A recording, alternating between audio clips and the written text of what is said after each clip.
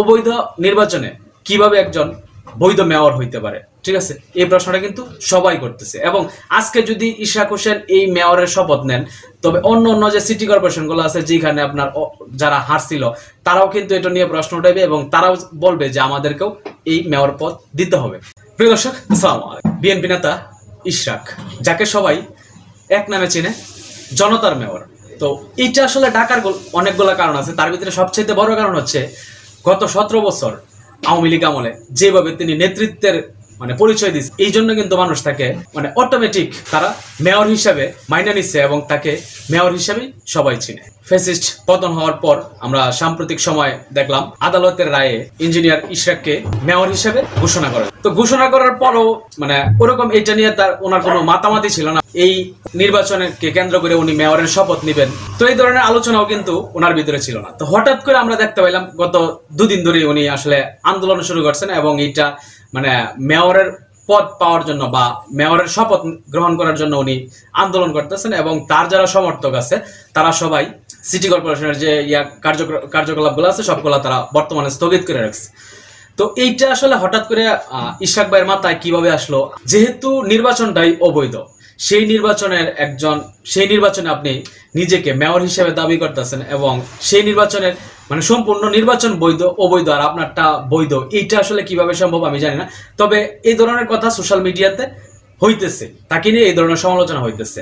আমি যে কথাটা বলতে চাই, আসলে ইঞ্জিনিয়ার ইশরাক হোসেনের মতো একজন ব্যক্তি যিনি কিনা সর্বোপরি পরীক্ষিত একজন নেতা, তো সেই জায়গায় এরকম একটা বিতর্কিত নির্বাচন, এরকম একটা বিতর্কিত রায়ের মাধ্যমে উনি আসলে কেন এই মেয়র হইতে চাইতেছেন বা কেন তিনি এই মেয়রের শপথ নিতে চাইতেছেন, এই যে শপথটা উনি কোন চিন্তাধারায় নিতে চাইতেছে বা কাদের কথায় উনি এই ধরনের রাস্তা বাইছে নিছে আমি জানি না। তবে এইটা যে ওনার আজীবন রাজনীতির ক্ষেত্রে ওনার একটা কালো ছায়া হয়ে থাকবে এইটা নিশ্চিত থাকেন। যদি ইশরাক ভাই এই মুহূর্তে এই ভুলটা করে, এইটার জন্য ওনাকে আজীবন যতদিন তিনি রাজনীতি করবে ততদিন পর্যন্ত এইটার জন্য ওনার প্রশ্নের সম্মুখীন হইতে হবে যে নির্বাচন যদি অবৈধ হয় তাহলে মেয়রের পদটা কিভাবে বৈধ হয়। এই প্রশ্নটা কিন্তু আজীবন থেকে যাবে এবং ওনাকে নিয়ে এই প্রশ্নটা প্রায় এসে উঠবে, যেটা উনি আসলে বুঝতে পারতেছেন কিনা বা বুঝার পরেও উনি আসলে কেন এটা করতে চাইতেছে এটাই আমি বুঝতে পারতেছি না।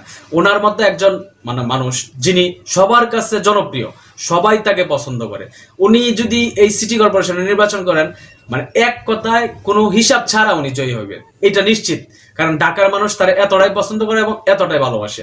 সেই দিকে ওনার বাবার যে নেতৃত্ব, ওনার বাবার যে সম্মান, সেই সুনামের ক্ষেত্রে ওনার আলাদা কিন্তু একটা ইমেজ আছে। তো সেই ইমেজগুলাকে উনি কি ইচ্ছাকৃতভাবে নষ্ট করতে চাইতেছেন কিনা বা উনি প্রশ্নের মুখে ফেলতে চাইতেছেন কিনা এইটা আমি জানি না।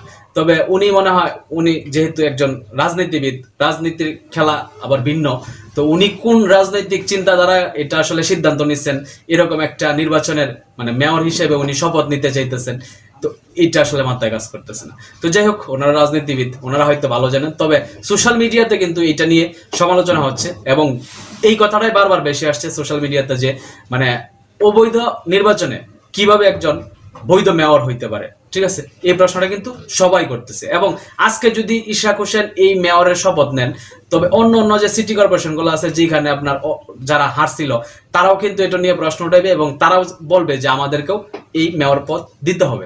তখন কিন্তু একটা বড় ধরনের আপনার বিতর্ক জন্ম দিবে। তো এই নানান দিক চিন্তা করে উনি আসলে কি সিদ্ধান্ত নেয় এটা উনি ভালো জানেন। তবে আমার মনে হয় এই জায়গায় ওনার নামটাকে কলঙ্কিত না করাটাই সবচেয়ে বেটার। ওনার নামটা যেন এই জায়গায় এই কলঙ্কের যেন দাগটা না লাগায়, এটাই আমার চাওয়া থাকবে। তো এতটুকু বলার, ভালো থাকবেন সকলে। আসসালামু আলাইকুম।